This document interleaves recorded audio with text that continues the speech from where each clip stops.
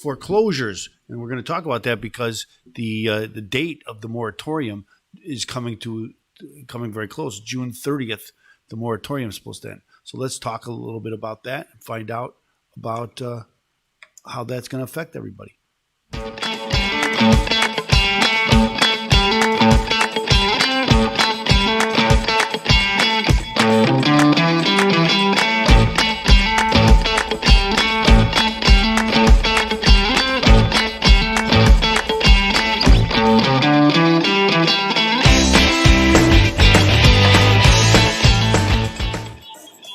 Well, welcome to the show today.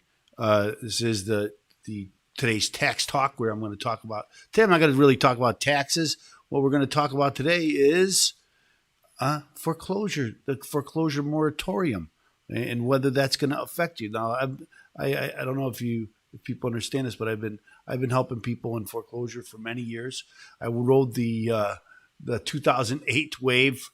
So I was there before 2008, helped people with foreclosures because I did a lot of Chapter 13 bankruptcies, and before that 2008, there really was no remedy for a foreclosure. If you missed your mortgage payments, the only remedy was Chapter 13.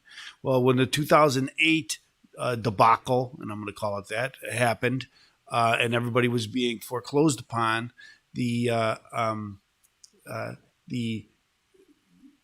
came up with some other remedies. And one was, the big remedy was the loan modification. So there's lots of loan modifications back then, not so much in 2008. It took a year, 2 years, 3 years before the loan modifications started really kicking in. And it took some action by the federal government and some discovery of fraud on the mortgage company's part. And so then what happened was, instead of foreclosing on everybody, they started doing these loan modifications. Now, with COVID, what's happened is that they were proactive, they being the mortgage companies, they were proactive in coming out with these forbearance agreements. And a forbearance agreement is simply an agreement between you and your mortgage company that you're not going to make your payments for a while, and they're not going to call you. They're not going to say you're late, and it's not going to affect your credit, and they're not going to seek foreclosure. It's an agreement. Parties to any agreement, the two parties, if there's two parties to an agreement, those parties can change an agreement anytime they want. And that's kind of where loan modifications come in also, that the parties can agree to change the terms. And that's what happens under a loan modification. So I'm going to talk a little bit about, the foreclosure problem now, because so many people are in forbearance agreements. And again, the forbearance agreements now, they're 15 months. They've expanded them to 15 months. So if you've been in a forbearance agreement for 15 months, and now in September that's supposed to end, where are you going to be? But right now, there's 8 million households, according to Forbes here. This article in Forbes, 8 million households face foreclosure or eviction within a week.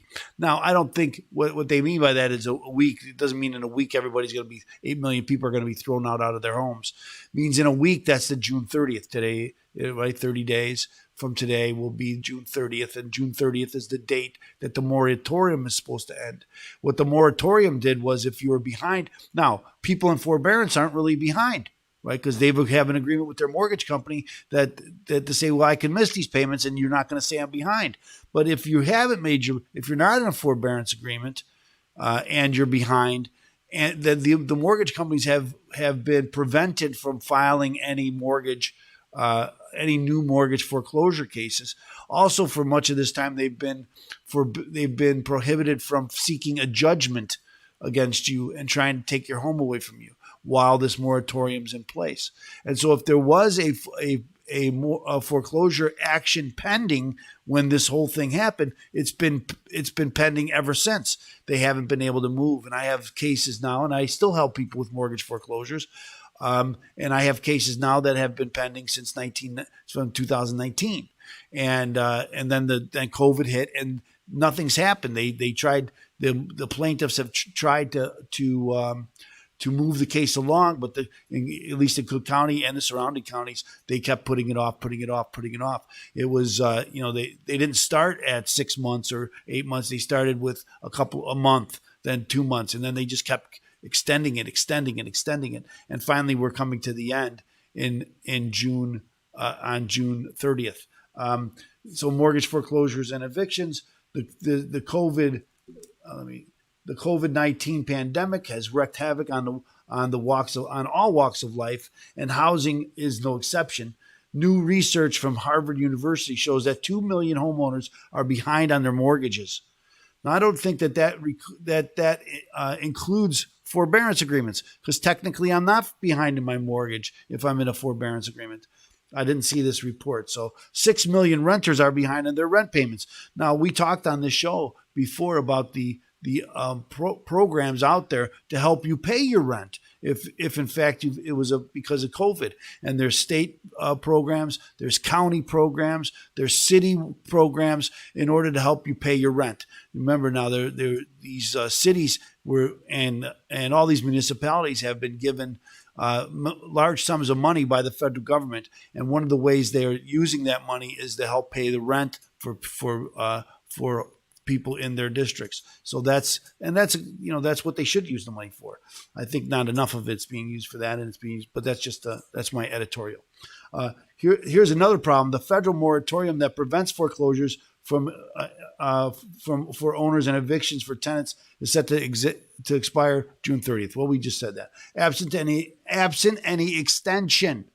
Okay, so again, as I mentioned, they didn't start at 15 months, right? They keep extending it. It was 3 months. It was 6 months. It was 9 months. It kept being extended. And so now it's at 15 months for these forbearance and for the moratorium, right? It didn't start right away. They keep extending it. So then the question comes: are they going to extend it now? Is there anything in the works, or is this over? Is the government just saying, nope, we're going to just kind of give up on these? And the answer probably is there is in the work, and we'll get to that. COVID-19 pandemic, housing didn't boom for everyone. Well, we know that some people suffered. Now, the housing market here in suburban Chicago is booming, right? Because of the pandemic, people are moving out of the city. People are moving, and they're seeking larger homes away from people, I think, and out of the city. And so the homes are here in the suburbs. The price of homes are going up, and I don't know if it's stopped yet. We'll have to talk to my friend David Hochberg and see if see where the market is on homes, and we'll do that soon. But again, that's what's going on. But some people obviously were hurt by this, right? That's why we have the forbearance agreements. If you weren't being hurt, you wouldn't be in a forbearance agreements, or maybe you would, and you've been saving your money and applying it to other things. And sometimes that makes sense. The problem is after 15 months, that's a big chunk of money to come up at the end. Let's skip down through here. Will the moratorium on foreclosure and evictions get extended?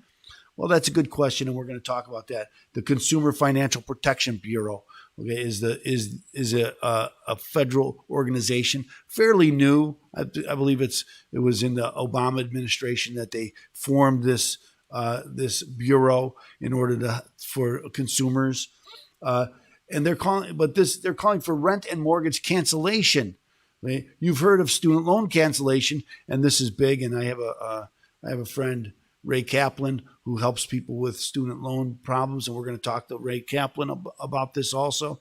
But now they're giving away billions of dollars in student loans, and people are saying, well, wait a minute, why don't we just give cancellation to mortgages and rents? And here is my take on this.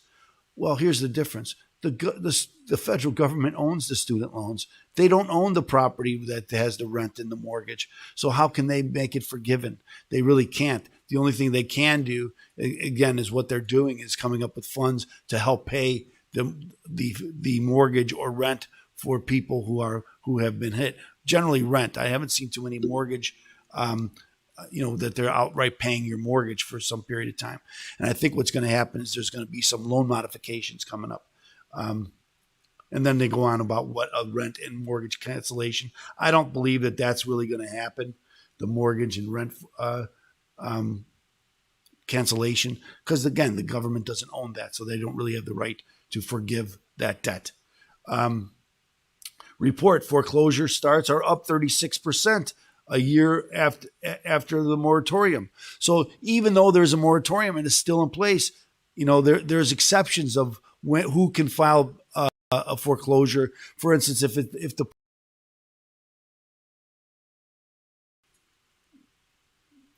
let me go back to this exclusive. The watchdog, there's an exclusive here. Let's get rid of this. We'll go back to this. If I'm going to have some more technical problems, we'll have to go back to, there it goes. My CPU is overextended. But anyway, let me just go through it then.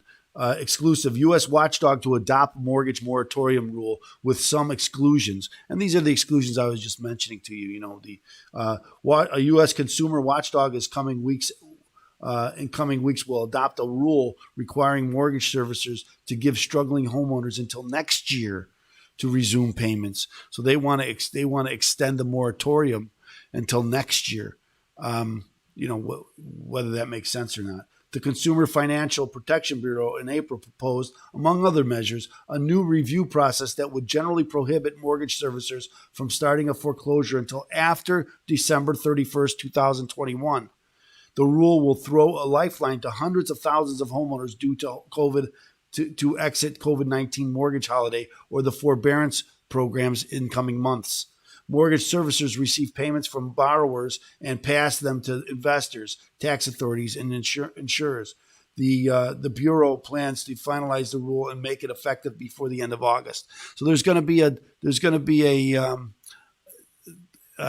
middle ground here, right, where there's going to be some pause about when they can and can't file these. So I would expect that many of these, they're going to jump on them because there's right now there is no moratorium after June 30th. If it's going to take them July into August, that gives a window of opportunity for these mortgage companies to file these mortgage foreclosure cases. Now, if they put the moratorium back in place, they won't be able to proceed with them, but at least they'll have them filed and they'll be pending. So when they come out of the moratorium, they'll be a leg up. Because here, at least here in Illinois, there are dates after which they can foreclose after they file the case. So not every state's like that, but here in Illinois it is like that. So again, the Consumer Financial Protection Bureau is out there. They're trying to. It's a little too long. I didn't notice that. Like I should have used the acronym.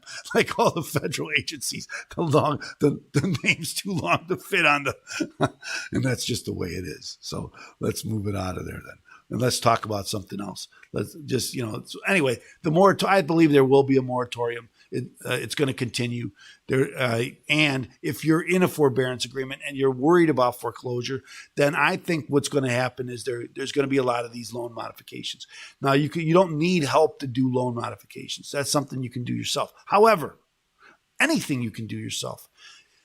It's really about how you present your information to your mortgage company, and the mortgage company doesn't want you're going to look for them for help. But they are your adversaries, right? They're on the other side of this. They're not trying to help you per se, right? They want as much money from you as they can.